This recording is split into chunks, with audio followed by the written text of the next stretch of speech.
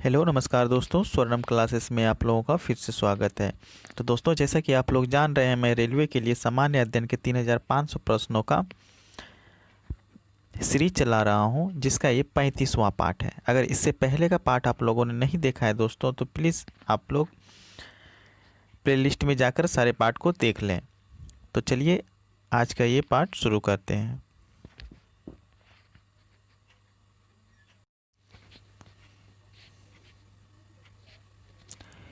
Carbon credit से आप क्या समझते हैं? तो दोस्तों, बताना है कि कार्बन क्रेडिट से आप क्या समझते हैं। तो इसका आंसर हो जाएगा बी नंबर आंसर होगा दोस्तों। यह अनुमति दिए गए कार्बन उत्सर्जन और वास्तव में कार्बन उत्सर्जन उत्सर्जित किए गए के आधार पर संस्था को सम्मानित किया गया क्रेडिट होता है। इसका कारोबार भी किया जा सकता है। ठीक है, तो बी नंबर इसका आंसर बिल्कुल सही हो जाएगा कि यह अनुमति दिए गए कार्बन उत्सर्जन और वास्तव में कार्बन उत्सर्जन उत्सर्जित किए गए के आधार पर संस्था को सम्मानित किया गया क्रेडिट होता है। इसका कारोबार भी किया जा सकता है। दोस्तों, कार्बन ट्रेड के द्वारा जो है कम जंगल वाले देश अधिक भूमि एवं जंगल वाले देश से कार्बन क्रेडिट ट्रेड कर सकता है। ठीक है, और दोस्तों कार्बन क्रेडिट जो है वो पर्यावरण से संबंधित है, तो इन्हें भी याद रखना है। तो चलिए देखते हैं नेक्स्ट क्वेश्चन को।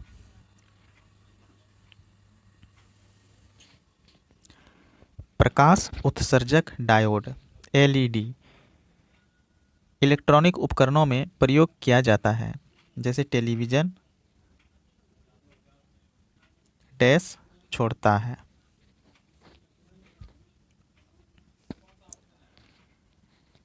तो दोस्तों, बताना है कि प्रकाश प्रकाश उत्सर्जक डायोड इलेक्ट्रॉनिक उपकरणों में प्रयोग किया जाता है, जैसे टेलीविज़न डैश छोड़ता है।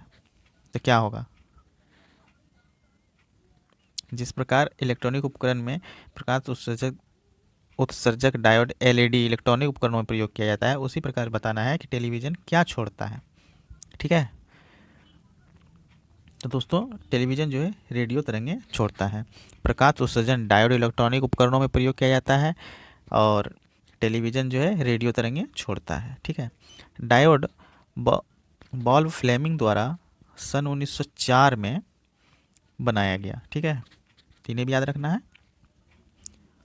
और डायोड बल्ब बनाने में दोस्तों बेरियम ऑक्साइड का लेप प्रयोग होता है, तो इन्हें भी याद रखना है। डायोड बल्ब में तंतु टंगस्टन का होता है। ठीक है, जिसे हम फिलामेंट कहते हैं वो टंगस्टन का होता है, तो इन्हें भी याद रखना है। और एक क्वेश्चन पूछ सकता है दोस्तों कि डायोड बल्ब जो है किसका नियम पालन करता है, तो वो चाइल्ड लेगुमर का नियम पालन करता है, तो इन्हें भी याद रखना है। देखिए नेक्स्ट क्वेश्चन को। निम्न में से कौन सा दंत चिकित्सकों द्वारा अनेस्थेटिक के लिए स्थानापन्न के रूप में इस्तेमाल किया जाता है? तो साथियों बताइए कि निम्नलिखित में से कौन सा दंत चिकित्सकों द्वारा अनेस्थेटिक के लिए स्थानापन्न के रूप में इस्तेमाल किया जाता है?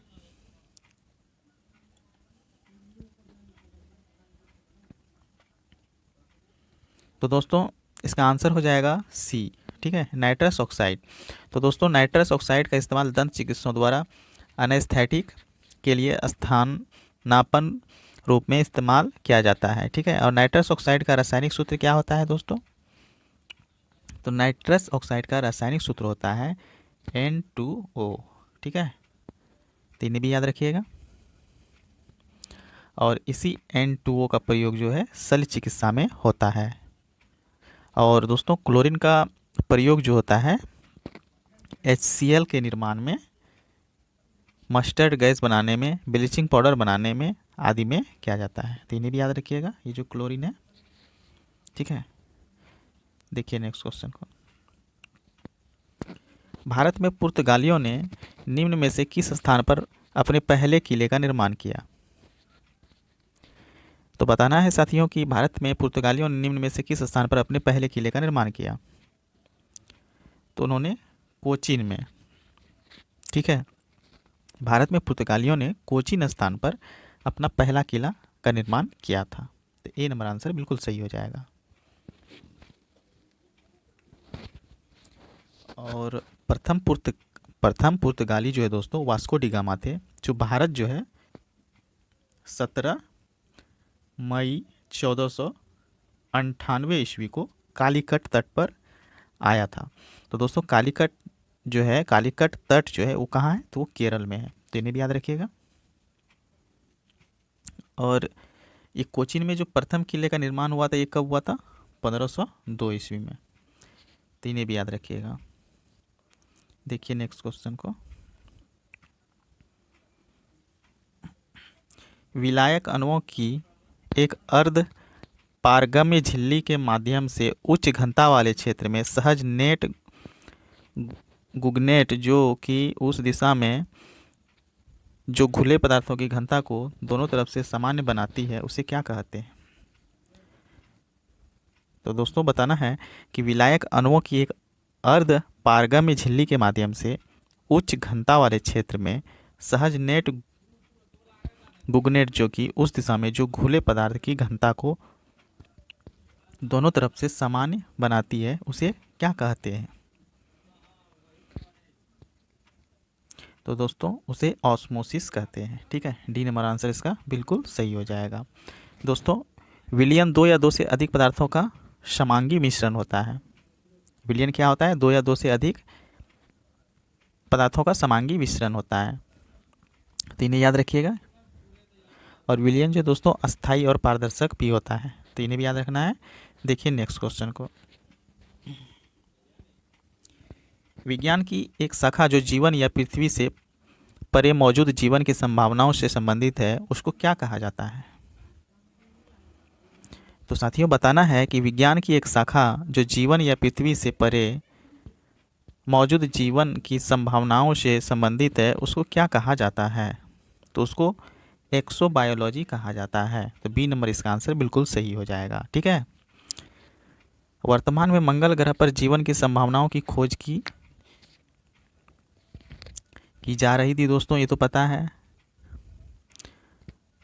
और अभी पता भी चला है कि मंगल ग्रह पर जो है जीवन संभव है क्योंकि वहाँ पे पानी भी है। तो देखिए फ्यूचर में क्या होता है, चलिए देखते हैं नेक्स्ट क्वेश्चन को। जापान की राष्ट्रीय पोशाक कौन सी है। ठीक है, तो बताना है साथियों कि जापान की राष्ट्रीय पोशाक कौन सी है, तो ये है किमोनो। ठीक है, डी नंबर आंसर बिल्कुल सही हो जाएगा, किमोनो। ठीक है दोस्तों, जापान एशिया का प्रथम विकसित देश है और जापान को एशिया का यूरोप भी कहा जाता है। ठीक है, जापान को एशिया का यूरोप भी कहा जाता है। और जापान का पुराना नाम क्या है, निप्पॉन। ठीक है, इसे भी याद रखिएगा, निप्पॉन ये जापान का पुराना नाम है साथियों। और निप्पॉन का अर्थ क्या होता है, उगता हुआ सूर्य का देश। ठीक है, देखिए नेक्स्ट क्वेश्चन को, अक्टूबर नवंबर 2015 में आयोजित विश्व युवा और कैडेट शतरंज चैंपियनशिप डैश में खेला गया था। तो साथियों बताना है कि अक्टूबर और नवंबर 2015 में आयोजित विश्व युवा और कैडेट शतरंज चैंपियनशिप कहाँ खेला गया था। तो ये खेला गया था पोर्टो कॉर्स चल्की डिकी, पोर्टो कॉर्स चल्की डिकी। ठीक है, तो सी नंबर आंसर बिल्कुल सही हो जाएगा। साथियों शतरंज की शुरुआत जो है भारत से माना जाता है। शतरंज की शुरुआत कहाँ से माना जाता है, तो भारत से माना जाता है। और शतरंज बोर्ड को चेकर बोर्ड भी कहते हैं जिसमें 64 वर्ग बने होते हैं। ठीक है, इस तरह के 64 वर्ग बने होते हैं। तो चलिए देखते हैं नेक्स्ट क्वेश्चन को, निम्न में से किसने माउंट आबू के पास कायादान गांव में गौरी राजवंश के मोहम्मद गौरी को हराया था। वेरी वेरी इंपॉर्टेंट क्वेश्चन है साथियों, बताना है कि इनमें से किसने माउंट आबू के पास कायादान गांव में गौरी राजवंश के मोहम्मद गौरी को हराया था। तो दोस्तों भीमदेव सोलंकी द्वितीय ने माउंट आबू के पास कायादारा गांव में गौरी राजवंश के मोहम्मद गौरी को हराया था। ठीक है, भीमदेव सोलंकी।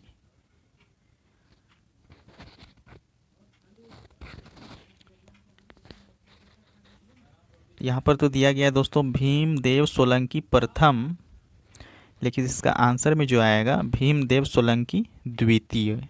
ठीक है, तो यहाँ प्रथम हटा दीजिए इसको, और इसका आंसर जो हो जाएगा भीमदेव सोलंकी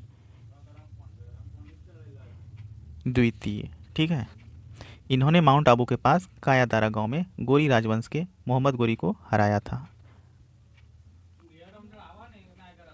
चलिए देखते हैं नेक्स्ट क्वेश्चन को।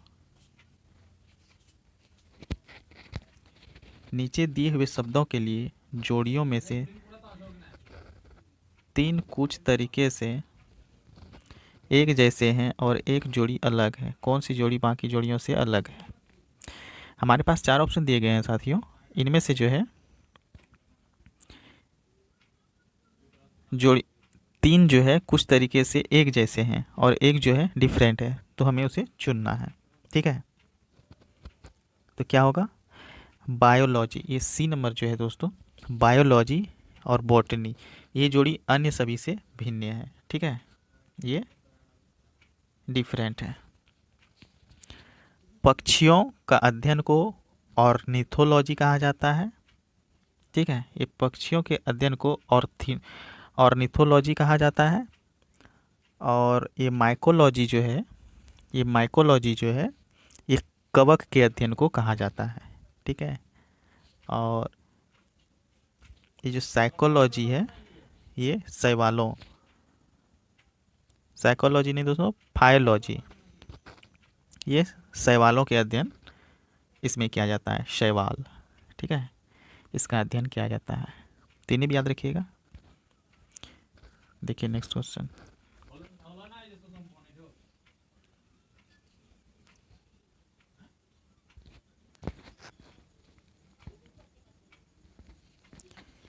एक सहकारी समिति में पालन किए जाने वाला सिद्धांत कौन सा है? तो साथियों बताना है कि एक सहकारी समिति में पालन किए जाने वाला सिद्धांत जो है वे कौन सा है।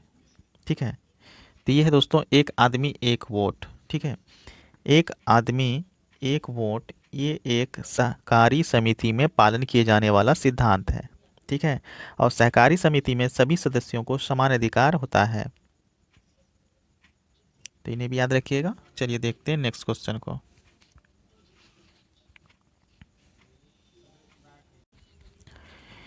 निम्न में से कौन से स्वतंत्रता सेनानी ने जेल की दीवारों पर महाकाव्य कमला लिखा था? तो साथियों बताना है कि किस स्वतंत्रता सेनानियों ने जेल की दीवारों पर महाकाव्य कमला लिखा था।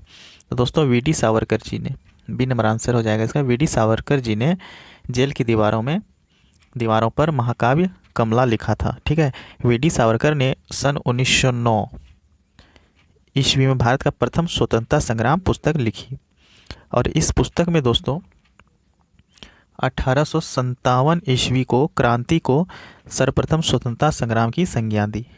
ठीक है, तो इन्हें भी याद रखिएगा। देखिए नेक्स्ट क्वेश्चन को। कौन सा देश मौजूदा FIFA फीफा U17 विश्व कप चैंपियन है? तो हमारे पास चार ऑप्शन दिए गए हैं साथियों। इनमें से जो है बताना है कि कौन सा देश जो है फीफा U17 विश्व कप चैंपियन है। ठीक है, तो नाइजीरिया जो है दोस्तों, ए नंबर जो है नाइजीरिया, ये विश्व कप चैंपियन रहे हैं। और फीफा फुटबॉल का विश्व चैंपियन प्रतियोगिता का आयोजन करता है, इन्हें भी याद रखिएगा। और फीफा कप फुटबॉल का विश्व कप है। फीफा कप जो है फुटबॉल का विश्व कप है।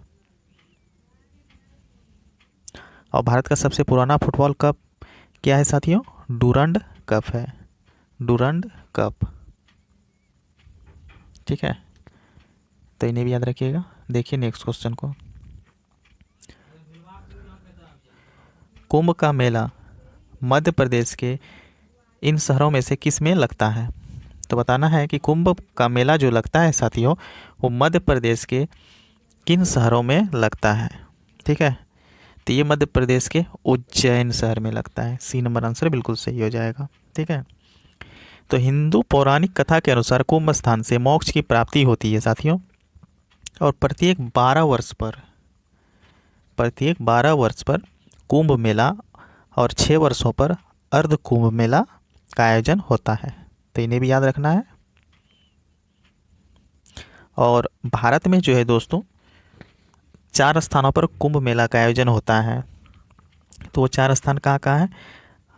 हरिद्वार, हरिद्वार में गंगा नदी के पास, इलाहाबाद में गंगा यमुना नदी के पास, नासिक में गोदावरी नदी के पास, और उज्जैन में क्षिप्रा नदी के पास। ठीक है, देखिए next question. Oral polio vaccine के द्वारा विकसित की गई थी। तो दोस्तों ओरल पोलियो वैक्सीन जो है किसके द्वारा विकसित की गई थी ये बताना है। ठीक है, तो ये एल्बर्ट शाबिन, एल्बर्ट शाबिन के द्वारा विकसित की गई थी। पोलियो वैक्सीन का विकास 1952 ईस्वी में जोनस साल्क तथा 1962 ईस्वी में एल्बर्ट शाबिन द्वारा किया गया। ठीक है, तो पोलियो वैक्सीन का विकास 1952 में किसके द्वारा? जोनस साल्क, और 1962 में एल्बर्ट शाबिन के द्वारा किया गया। तो इन्हें भी याद रखिएगा। देखिए नेक्स्ट क्वेश्चन को। अगर एक व्यक्ति रिकेटस से पीड़ित है तो वह व्यक्ति में डैश की कमी है। तो साथियों बताना है कि अगर कोई व्यक्ति रिकेटस से पीड़ित है तो उस व्यक्ति में किस कमी के कारण ये रिकेटस हुआ है। ठीक है, तो ये विटामिन डी के कारण होता है। अगर एक व्यक्ति रिकेटस से पीड़ित है तो उस व्यक्ति में विटामिन डी की कमी है। ठीक है, तो इन्हें याद रखना है। और विटामिन डी का रासायनिक नाम क्या होता है दोस्तों? कैल्सीफेरॉल। ठीक है, कैल्सीफेरॉल। और विटामिन डी की कमी से बच्चों में रिकेटस रोग होता है। तो इन्हें भी याद रखना है। और विटामिन की खोज जो है सन 1911 ईस्वी में फंक ने किया।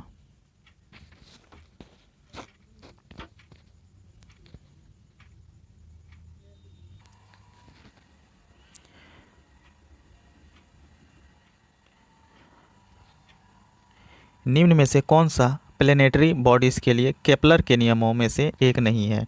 तो साथियों बताना है कि वे कौन सा प्लेनेटरी बॉडीज़ के लिए केपलर के नियमों में से एक नहीं है। हमारे पास 4 ऑप्शन दिए गए हैं, इनमें से बताना है। तो ये जो डी नंबर है साथियों, कक्षीय अवधि ग्रह के द्रव्यमान पर निर्भर होती है। ठीक है, यह प्लेनेटरी बॉडीज़ के लिए केपलर के नियमों में से एक नहीं है। तो डी नंबर आंसर बिल्कुल सही हो जाएगा। कॉपरनिकस ने सर्वप्रथम बताया कि सूर्य ब्रह्मांड के केंद्र में है और ग्रह इसकी परिक्रमा करते हैं। ठीक है, और इसे सूर्य केंद्रीय सिद्धांत भी कहा जाता है। ठीक है साथियों, और केपलर ने ग्रही कक्षाओं के नियमों की खोज की और केपलर ने भी सूर्य को केंद्र माना। तो इन सभी बातों को याद रखिएगा। देखिए नेक्स्ट क्वेश्चन को। निम्नलिखित में से कौन सी धातु पारद धातु मिश्रण का गठन करती है जब इसे किसी धातु के साथ मिश्रित किया जाता है? ठीक है, तो पारा धातु मिश्रण का गठन करती है दोस्तों। ठीक है, डी नंबर आंसर सही हो जाएगा, जब इसे किसी धातु के साथ मिश्रित किया जाता है। ये पारा जो है Hg, इसका अयस्क क्या है? तो इसका अयस्क जो है सीनेवार है, सीनेवार Hgs। ठीक है, पारा का ये अयस्क है Hgs, सीनेवार। साथियों पारा ही एक ऐसा धातु है जो तरल अवस्था में रहता है। ठीक है, और ये एल्यूमिनियम का ऑक्साइड क्या है साथियों? एल्यूमिनियम का ऑक्साइड है बॉक्साइड। और सोना का क्या ऑक्साइड अयस्क है? काल्बेराइट। ठीक है, सोना का अयस्क काल्बेराइट। देखिए नेक्स्ट क्वेश्चन को। विश्व एड्स दिवस हर साल कब मनाया जाता है? ठीक है, तो विश्व एड्स दिवस जो है दोस्तों हर साल 1 दिसंबर को मनाया जाता है। ए नंबर आंसर बिल्कुल सही हो जाएगा। और 8 मार्च को क्या मनाया जाता है साथियों? तो 8 मार्च को जो है विश्व महिला दिवस मनाया जाता है। ठीक है, और 14 फरवरी को क्या मनाया जाता है? Valentine day. ठीक है, तो चलिए देखते हैं नेक्स्ट क्वेश्चन को। हिंदी दिवस हर साल कब मनाया जाता है? तो हिंदी दिवस बताना है साथियों कि हर साल कब मनाया जाता है। तो ये 14 सितंबर को मनाया जाता है। ठीक है, 14 सितंबर 1948 ईस्वी को संविधान सभा ने हिंदी को राजभाषा स्वीकार कर लिया। ठीक है, तो हिंदी को कब स्वीकार किया था? 14 सितंबर 1948 ईस्वी को। और इसे किस अनुच्छेद के द्वारा राजभाषा घोषित किया गया है? तो अनुच्छेद 343 के द्वारा जो है इसे राजभाषा घोषित किया गया है। ठीक है, तो इन सबों को भी याद रखिएगा। और 5 सितंबर को क्या मनाया जाता है? तो 5 सितंबर को शिक्षक दिवस मनाया जाता है। और ये 5 सितंबर को जो शिक्षक दिवस मनाया जाता है, ये किसके उपलक्ष्य में मनाया जाता है? तो ये पूर्व राष्ट्रपति सर्वपल्ली राधाकृष्णन के जन्मदिन के अवसर पर ये मनाया जाता है। ठीक है, और 2 अक्टूबर को क्या मनाया जाता है? अंतर्राष्ट्रीय अहिंसा दिवस मनाया जाता है। तो इन्हें भी याद रखिएगा। चलिए देखते हैं नेक्स्ट क्वेश्चन को। अच्छा, एक 5 जून बच गया ना, 5 जून का भी देख लीजिए। 5 जून को जो है विश्व पर्यावरण दिवस मनाया जाता है। तो 5 जून को क्या मनाया जाता है? विश्व पर्यावरण दिवस। तो चलिए देखते हैं नेक्स्ट क्वेश्चन को दोस्तों। निम्नलिखित में से कौन सा मकड़ियों का अध्ययन है? ठीक है, तो बताना है कि निम्नलिखित में से कौन सा मकड़ियों का अध्ययन है। तो आर्कोनोलॉजी, आर्कोनोलॉजी जो है ये मकड़ियों का अध्ययन है। और ये अगर बोला जाए तो मकड़ी जो है साथियों ये किस संघ के प्राणी है? तो ये आर्थ्रोपोडा, ठीक है, ARTHROPODA, आर्थ्रोपोडा संघ के प्राणी है।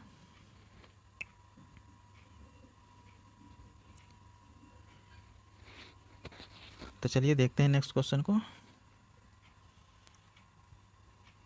रेलगाड़ियों के संबंध में संक्षिप्त नाम RL और WL का पूरा रूप क्या है? तो वेरी वेरी इंपॉर्टेंट क्वेश्चन है साथियों, ये जानना भी बहुत ज़रूरी है कि रेलगाड़ियों के संबंध में जो है संक्षिप्त रूप जो है RL और WL का पूरा रूप क्या है। तो इसका नाम होता है रिमोट लोकेशन वेटिंग लिस्ट। ठीक है, रिमोट लोकेशन वेटिंग लिस्ट। ठीक है, और इसी के द्वारा जो है दोस्तों रेलगाड़ियों के परिचालन को नियंत्रण करने में मदद मिलती है। और भारत में रेलगाड़ी सर्वप्रथम जो है साथियों 16 अप्रैल, भारत में जो है रेलगाड़ी जो है सर्वप्रथम 16 अप्रैल 1853 ईस्वी को बॉम्बे और थाने के बीच 34 किलोमीटर चलाया गया था। ठीक है, बॉम्बे और थाने के बीच 34 किलोमीटर चलाया गया था। तो ये भी बहुत इंपॉर्टेंट है कि भारत में रेलगाड़ी सर्वप्रथम कब चलाया गया था और कहाँ से कहाँ चलाया गया था और कितना किलोमीटर चलाया गया था। ठीक है, तो इसे भी याद रखिएगा कि 16 अप्रैल 1853 को चलाया गया था। तो कहाँ से कहाँ चलाया गया था? बॉम्बे और थाने के बीच चलाया गया था। तो कितना किलोमीटर चलाया गया था? तो 34 किलोमीटर चलाया गया था। ठीक है, और भारतीय रेलवे बोर्ड की स्थापना कब हुई है? इसे भी जानना बहुत इंपॉर्टेंट है साथियों। भारतीय रेलवे बोर्ड की स्थापना जो है 1905 में हुई है। ठीक है, इन्हें भी याद रखिएगा। तो चलिए देखते हैं नेक्स्ट क्वेश्चन को। इंटरनेट की किस दिग्गज कंपनी ने तेलंगाना में ग्रामीण सेल्फ हेल्प ग्रुप यानी कि SHG को सशक्त बनाने के लिए अपने उत्पादों का ऑनलाइन प्रचार करने के लिए प्रशिक्षण कार्यक्रम की शुरुआत की है? ठीक है, तो साथियों इंटरनेट की दिग्गज फेसबुक कंपनी ने, ठीक है, फेसबुक कंपनी ने तेलंगाना में ग्रामीण सेल्फ हेल्प ग्रुप को सशक्त बनाने के लिए अपने उत्पादों का ऑनलाइन प्रचार करने के लिए प्रशिक्षण कार्यक्रम की शुरुआत की है। तो C नंबर आंसर बिल्कुल सही हो जाएगा। तो फेसबुक के संस्थापक कौन है साथियों? Mark Zuckerberg. ठीक है, और ये फेसबुक जो है दोस्तों वो सोशल साइट है। और ये अमेजॉन कंपनी कहाँ का है दोस्तों? ये USA का है। तो इन्हें भी याद रखिएगा। चलिए देखते हैं नेक्स्ट क्वेश्चन को। तो वर्ष 2015 में साहित्य का नोबेल पुरस्कार किसने जीता है? तो साथियों वर्ष 2015 में जो है साहित्य का नोबेल पुरस्कार जो है स्वेतलाना एलेक्सविक को दिया गया है। स्वेतलाना एलेक्सविक को दिया गया है। तो B नंबर आंसर बिल्कुल सही हो जाएगा। ठीक है, देखिए नेक्स्ट क्वेश्चन को। निम्नलिखित में से कंप्यूटर मेमोरी का सबसे बड़ा साइज कौन सा है? तो पेटाबाइट, योटाबाइट, टेराबाइट, गीगाबाइट। तो इन चारों में से जो है कंप्यूटर मेमोरी का सबसे बड़ा साइज कौन सा है? तो दोस्तों योटाबाइट, ठीक है, बी नंबर योटाबाइट जो है कंप्यूटर के दिए गए विकल्प में से सबसे बड़ा मेमोरी साइज है, तो इसे याद रखिएगा। देखते हैं नेक्स्ट क्वेश्चन को। निम्नलिखित में से कंप्यूटर के लिए कौन सा डिवाइस एक इनपुट डिवाइस नहीं है? इस तरह के क्वेश्चन बहुत बार एग्जाम में रिपीट होते हैं साथियों, तो ध्यान से देखिएगा। और इससे पहले का जितना भी मैंने वीडियो दिया है दोस्तों, वो सारे प्रीवियस ईयर से रिलेटेड है और बहुत बार वो रिपीट होते जा रहे हैं वो क्वेश्चन, तो उसे भी आप लोग ध्यान से देख लीजिएगा। प्लेलिस्ट में मैंने इससे पहले के बहुत सारे वीडियो अपलोड कर दिए हैं, तो वो भी आप देख लीजिएगा। तो चलिए देखते हैं इसको। निम्नलिखित में से कंप्यूटर के लिए कौन सा डिवाइस एक इनपुट डिवाइस नहीं है? तो मॉनिटर कंप्यूटर डिवाइस का एक इनपुट डिवाइस नहीं है साथियों, ठीक है। मॉनिटर, डी नंबर आंसर इसका बिल्कुल सही हो जाएगा। मॉनिटर डिस्प्ले करता है साथियों, इनपुट डाटा प्रदर्शित करता है, ठीक है।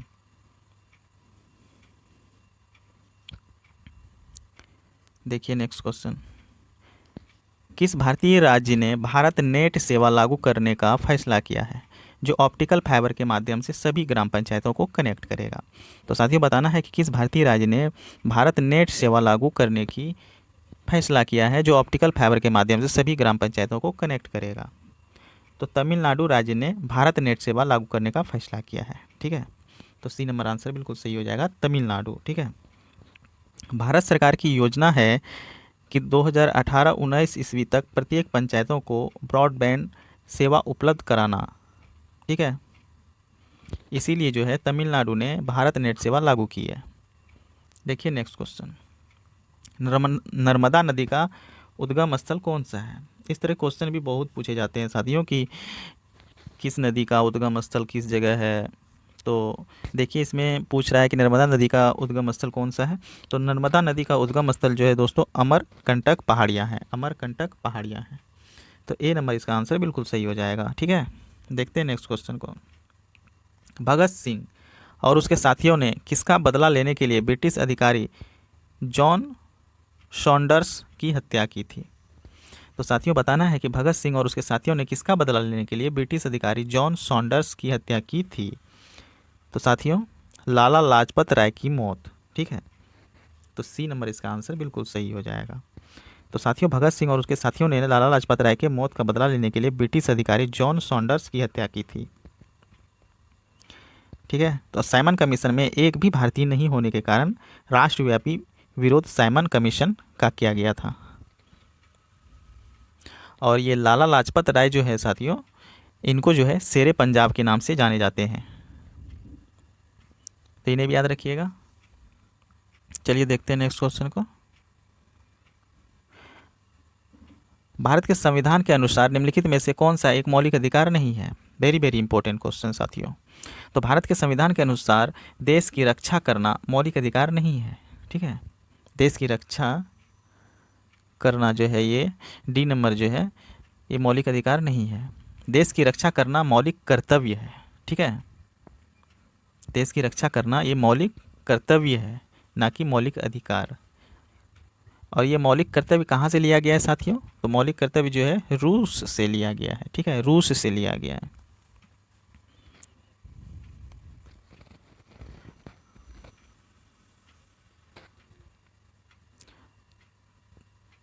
मौलिक कर्तव्य तो रूस से लिया गया है, लेकिन मौलिक अधिकार कहाँ से लिया गया है? मौलिक अधिकार अमेरिका से लिया गया है, ठीक है। तो इन्हें भी याद रखिएगा। और वर्तमान में मौलिक अधिकार कितने हैं? तो वर्तमान में मौलिक अधिकार साथियों 6 है, इससे पहले 7 थे, तो इन सबों को भी याद रखिएगा। तो साथियों देखते हैं नेक्स्ट क्वेश्चन को। सोनार का पूरा नाम क्या है? तो साथियों सोनार का पूरा नाम है साउंड नेविगेशन एंड रेंजिंग, ठीक है, साउंड नेविगेशन एंड रेंजिंग। तो सी नंबर आंसर सही हो जाएगा, ठीक है, साउंड नेविगेशन एंड रेंजिंग। साथियों सोनार का प्रयोग समुद्री सतह पर अवस्थित वस्तु को पता लगाने के लिए किया जाता है। गोताखोर सोनार का प्रयोग जल के सतह पर खोई वस्तुओं का पता लगाने के लिए किया जाता है, तो इन्हें भी याद रखिएगा। चलिए देखते हैं नेक्स्ट क्वेश्चन। आयोडीन की कमी के कारण कौन सा रोग होता है? तो साथियों बताना है कि आयोडीन की कमी से कौन सा रोग होता है। तो आयोडीन की कमी से हम लोग जान रहे हैं कि गंठमाला, ठीक है, गंठमाला रोग होता है। और ये गंठमाला के रोगी को क्या होता है दोस्तों, थायराइड ग्रंथि में जो है वृद्धि हो जाती है। और ये आयोडीन रोगी जो है दोस्तों पहाड़ी क्षेत्र में सबसे अधिक होते हैं। ठीक है, तो इन्हें भी याद रखिएगा। देखिए next question, Indira Gandhi memorial tulip garden कहाँ पर है? वेरी वेरी इंपॉर्टेंट क्वेश्चन साथियों। Indira Gandhi memorial tulip garden कहाँ पर है? ठीक है, तो Indira Gandhi memorial tulip garden जो है श्रीनगर में है। कहाँ है? श्रीनगर में। तो सी नंबर इसका आंसर बिल्कुल सही हो जाएगा। ठीक है, और शालीमार बाग और निशांत बाग भी श्रीनगर में ही है साथियों, तो इन्हें भी याद रखिएगा। शालीमार बाग और निशांत बाग ये भी श्रीनगर में है। और रॉक गार्डन कहाँ है? तो रॉक गार्डन जो है चंडीगढ़ में है। और वृंदावन गार्डन कहाँ है? तो ये मैसूर में है। मैसूर में वृंदावन गार्डन है और चंडीगढ़ में जो है रॉक गार्डन है। तो इन सभी को भी याद रखिएगा।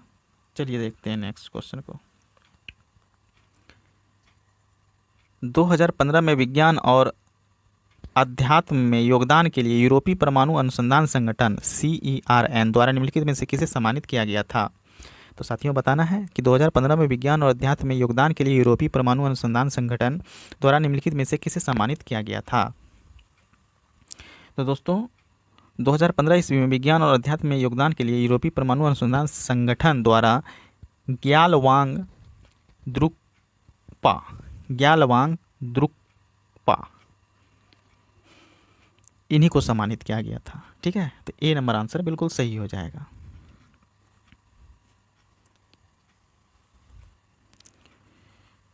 तो देखते हैं नेक्स्ट क्वेश्चन को साथियों।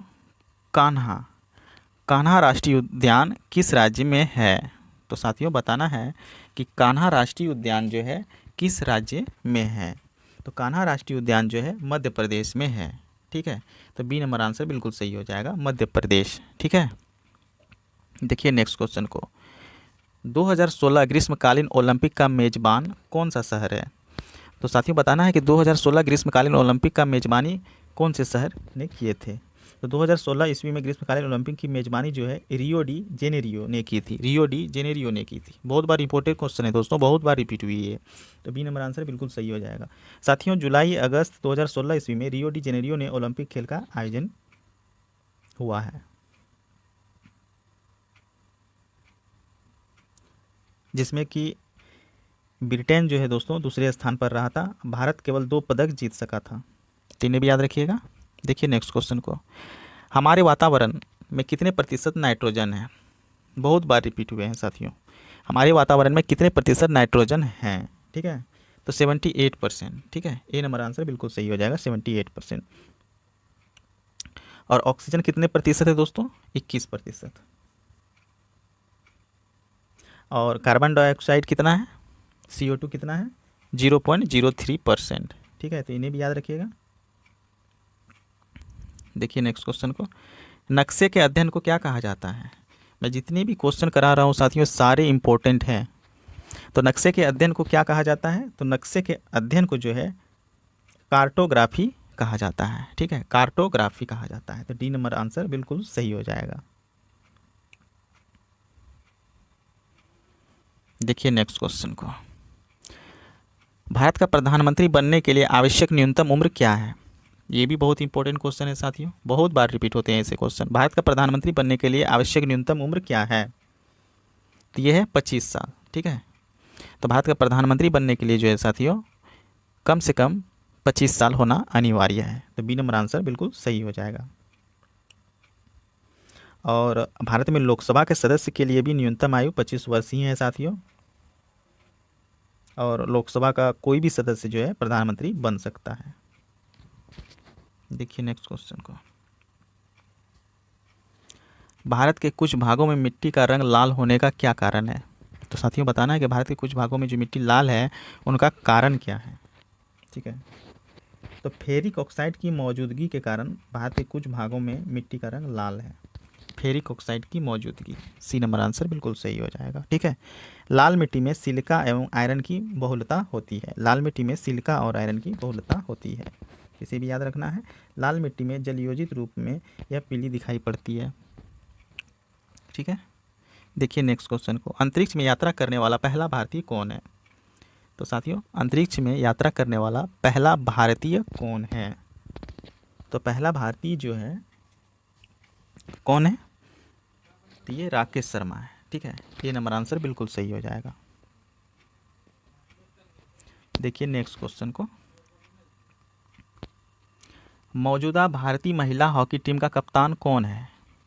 तो इन चार में से बताना है कि कौन से जो है भारतीय महिला हॉकी टीम के कप्तान हैं। तो मौजूदा भारतीय महिला हॉकी टीम की कप्तान जो है रिक रानी है। ठीक है, रितु रानी है। बी नंबर आंसर बिल्कुल सही हो जाएगा, रितु रानी। ठीक है,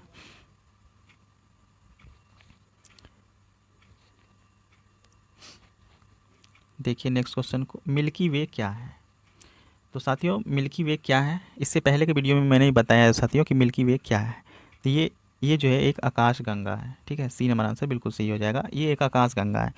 हमारा सौरमंडल दुग्ध मेखला नामक मंदाकिनी का सदस्य है।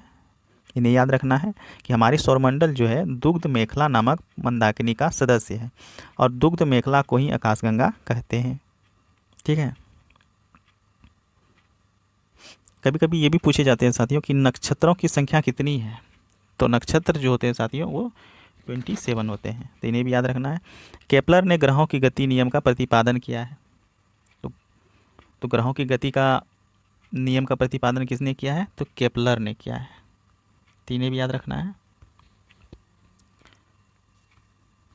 तो साथियों आज के लिए बस इतना ही। आज का ये वीडियो आप लोगों को कैसा लगा हमें कमेंट करके बताइएगा। अगर अच्छा लगा तो प्लीज़ इस वीडियो को लाइक कीजिएगा और चैनल को सब्सक्राइब कर लीजिएगा, ताकि आपको इसी तरह के इंपॉर्टेंट क्वेश्चन हमेशा मिलता रहे।